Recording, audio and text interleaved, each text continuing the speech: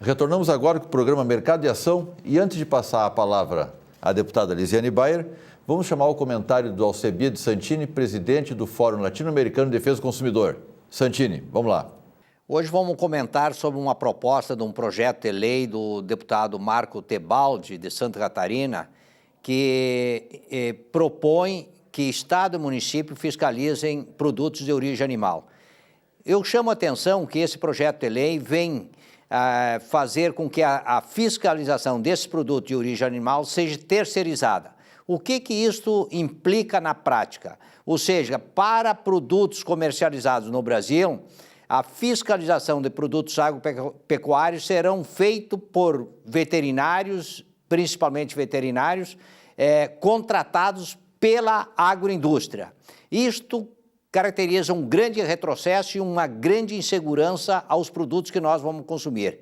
Enquanto que produtos de origem animal exportados para outros países continuarão sendo fiscalizados pelos fiscais agropecuários do Ministério da Agricultura, nós, consumidores brasileiros, vamos ter que adquirir produtos fiscalizados por um fiscal que é contratado pelo fornecedor.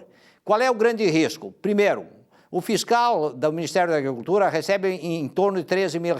Esse fiscal contratado pelo fornecedor vai ganhar R$1.300. Ele pode ser influenciado e fazer aprovações de produto para consumo humano com grande risco à nossa vida e à nossa segurança alimentar. Então eu chamo a atenção que isso é um retrocesso, não é uma lei de interesse coletivo, tem um interesse econômico muito forte por trás e eu chamo a atenção que todos os consumidores, e principalmente órgãos de defesa dos consumidores, se unem para vetar e esgotar essa proposta indecorosa que coloca em risco a saúde humana do consumidor brasileiro. Deputada, agora a pergunta, agora a resposta. Pois é. A gente vê, sim, a Casa Legislativa, muitas vezes, pensando mais sobre questões políticas, econômicas e assim por diante. E muitas vezes pensando pouco referente à saúde no que se trata a esse tema, né? Por ser um tema também complexo, é lógico, mas a gente sabe que esse é até um olhar que eu tenho tido dentro da Assembleia Legislativa, com 3 projetos aprovados relacionados à saúde, principalmente no quesito do que diz promoção do tema. Falar sobre saúde com as pessoas, hoje em dia, apesar de estar, vamos dizer assim, muito na moda, né? Tem bastante programa de televisão que fala sobre saúde, sobre vida saudável, mas a gente ainda vê as pessoas levando um estilo de vida que não condiz com aquela vida que elas almejam ou que elas assistem na televisão, né? E a gente tem essa compreensão de entender o seguinte: na política a gente não vai resolver isso. Não tem como tu fazer um projeto de lei que diga que as pessoas vão ter que passar a comer saudável e a viver de forma saudável. Então, a gente vê que ali tu pode ter projetos como esses 3 que eu tenho, que é o do aleitamento materno, o que foi aprovado agora na última sessão plenária do Outubro Rosa, né, que institui o Outubro Rosa como lei estadual. Também tem o do Novembro Azul, que fala da saúde do homem também. Então, a gente promove esses temas através de lei estadual para que as pessoas não se esqueçam de que, na verdade, o grande responsável pela saúde dela não é o político, não é o professor, não é nem o pai nem a mãe, mas é ela mesma, né? A gente vai crescendo, o pai e a mãe têm ali a responsabilidade enquanto criança. E a gente ensina, e eu sei porque eu tenho um filho de 12 anos, a gente ensina a comer as coisas certinhas, mas aí eles vão crescendo e vão provando outras coisas fora de casa, muitas vezes, Quem né? não conhece essa história? Né? Então, é responsabilidade de cada um. Eu faço muito essa conversa com meu próprio filho. Digo, Lael, a mãe não vai estar o tempo inteiro contigo escolhendo para ti o que é bom comer, o que não é. Tu que tem que fazer essa escolha. E às vezes é nessa escolha que o ser humano está errando e deixando de cuidar da sua saúde para tratar depois lá na frente, né? E é um grande problema da nossa sociedade, é trabalhar a prevenção. A gente não trabalha a prevenção, a gente trabalha do tratamento da doença em diante. Doutora, em relação a isso que a deputada falou, acaba na sua rotina profissional esses casos do mau início acabam estourando, acontecendo, se manifestando depois. Quais são as manifestações mais comuns? Até vou te falar do início, porque já no início a gente percebe dificuldades que teriam sido evitadas ou minimizadas com aleitamento materno, como, por exemplo, o desenvolvimento de alergias. As crianças já bem pequenas, quando elas têm contato com proteína do leite de vaca, elas têm uma possibilidade bastante grande de desenvolver alergia a esse leite de vaca. E como é que essas alergias se manifestam? Pode ser asma, pode ser dermatite, e pode ser a própria alergia à lactose. Então, já no início da vida, a gente tem essas consequências. No médio prazo, a gente vai ter a possibilidade de crianças com obesidade, muito jovens, em função também de uma alimentação equivocada desde o início.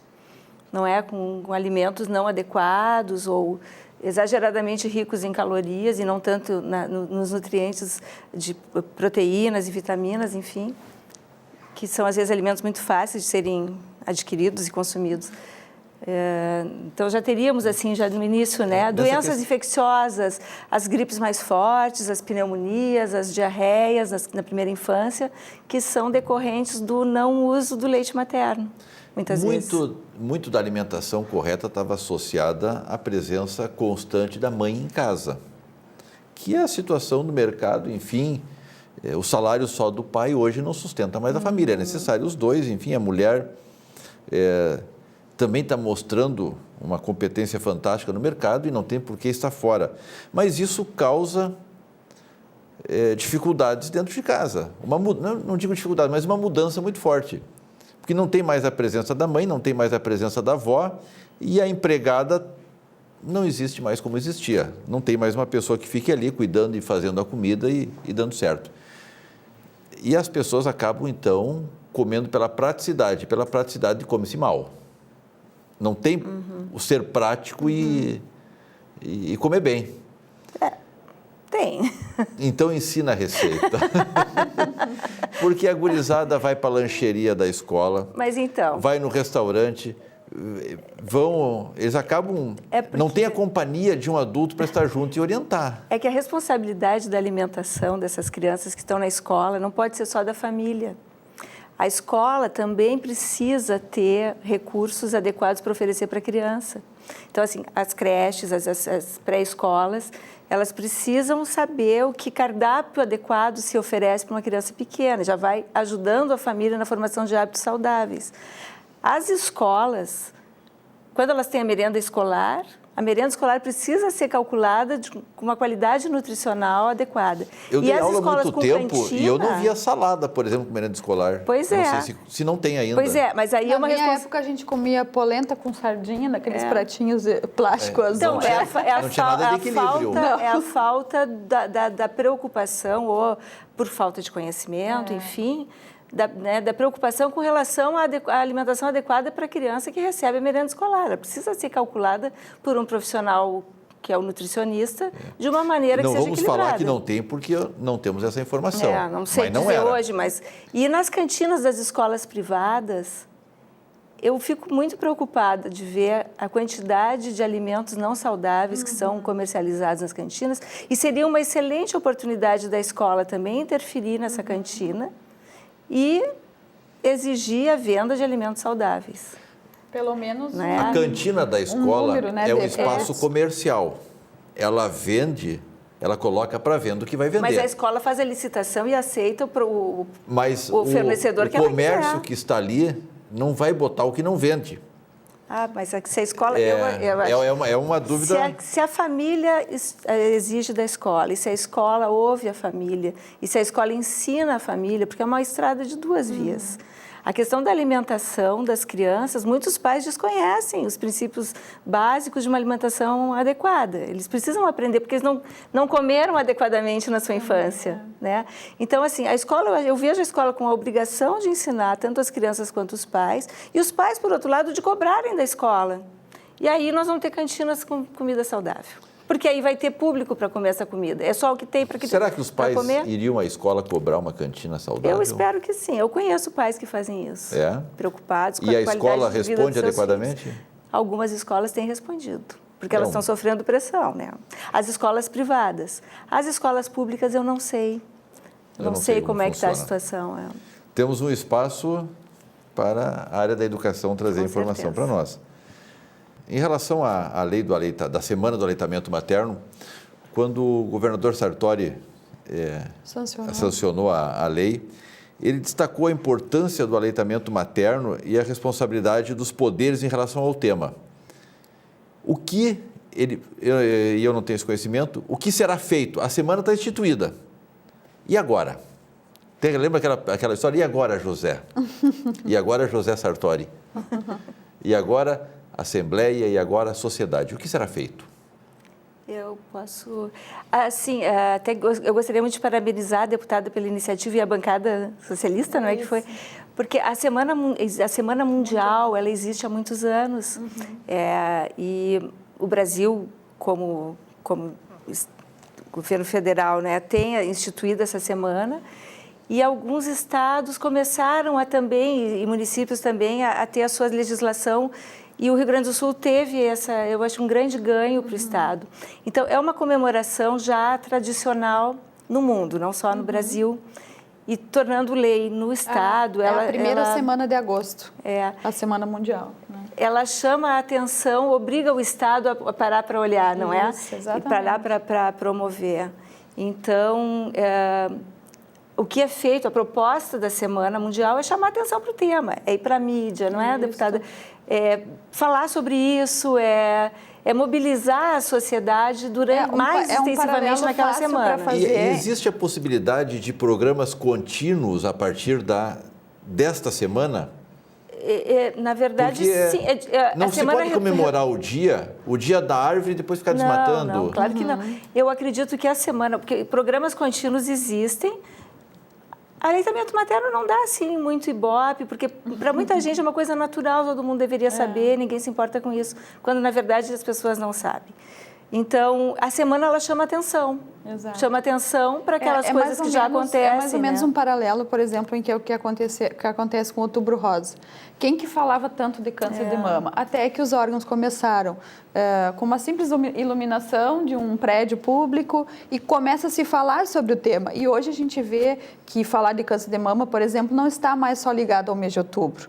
Então, a Semana Estadual, que vem em concordância com a Semana Mundial, é exatamente para isso, para promover esses temas e para que se fale mais a respeito, para lembrar o ser humano, a sociedade, as entidades, de que temos que ter um olhar especial ao aleitamento materno, promovendo o tema e promovendo também ações como, por exemplo, a doação do leite materno, que a gente ainda vê tão pouco hoje, né? Sim. Doutora, para encerrar, e também nós temos pessoas que conseguem dar o leite para os seus filhos, mas tem pessoas que não têm essa condição, às vezes uma condição física, uma doença.